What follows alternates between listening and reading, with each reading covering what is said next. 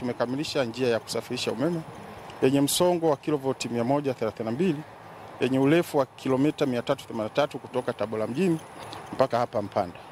Kwa hiyo zoezi kubwa tulilokuwa nalo kwa siku ya leo ilikuwa ni kupima paramita kama umeme unaweza ukafika hapa, na paramita zote zimekwenda sawasawa. Kwa hiyo leo hii tunasema tumehitimisha hili zoezi, kwa maana kwamba line yetu iko tayari kuingiza umeme hapa mkoa wa Katavi. Kwa hiyo tunachoendelea nacho sasa ni matazamio ya hii line. Tutakaa hapa kutokana na mkataba, tutaitazamia kwa kipindi cha miezi 6.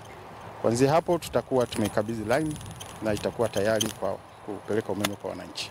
Mradi huu wa ujenzi wa line ya umeme umeanzia Tabora kupitia Ipole, Inyonga, na leo tulikuwa tunafanya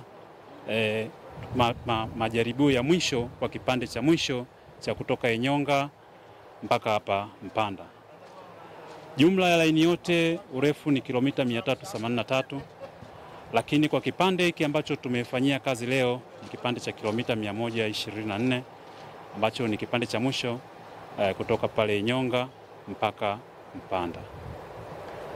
Kwa gharama za mradi huu ni bilioni 116 zikijumuisha mradi mzima kuanzia pale Tabora mpaka Mpanda, ambapo zinajumuisha sasa ujenzi wa laini ya msongo wa kilovoti 132 kilomita 383 kutoka Tabora kituo cha kupoza umeme mpaka kituo cha kupoza na kupokea umeme cha Mpanda katika mkoa wa Katavi.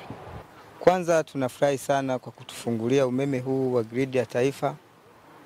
Tuna imani sana utakapofika kwenye majumba yetu utatunufaisha makubwa, na pia tutaondokana na ile adha ya kukatakata. Na tuna imani kwa sisi kama vijana tutapata ajira, viwanda vitafunguliwa. Tuna imani hiyo, viwe vikubwa viwe vidogo vidogo, tutapata ajira, tutapata namna mkono uende kinywani. Umeme huu utakapokuwa umeingia kwenye majumba ya watu watafungua viwanda vikubwa vidogo, na watu watapata ajira zote. Ajira itakuwa ya kutosha, watu wataendelea maendeleo.